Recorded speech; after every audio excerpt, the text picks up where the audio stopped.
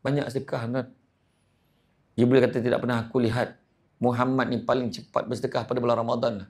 Malahan lebih cepat daripada angin yang dikirim. Sepatutnya kita tukar duit sekarang. Sekarang tukar duit. Duit keras. Masukkan dalam envelope siap-siap. Letak dalam beg tangan kita. Letak dalam kereta. Bulan puasa ni bagi. Nak bagi apa siapa? Nak bagi siapa ni? Nak bagi siapa ni? Macam tu. Yang kita sibuk tukar duit raya. Jadi maknanya kita cakap, Assalamualaikum Mak. Pada Ramadan yang ke-25. Assalamualaikum Mak. Angah dah bank in kat Mak. Duit raya. Awalnya. Yalah.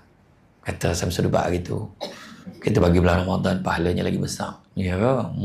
Masuk berapa? Bayar masuk 2,000. Banyaknya. Soalan seterusnya. Pagi raya dapat lain kan? Susah juga kan?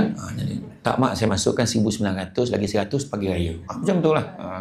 Jadi maknanya betul. Ramadan tu yang kita kena bagi banyak.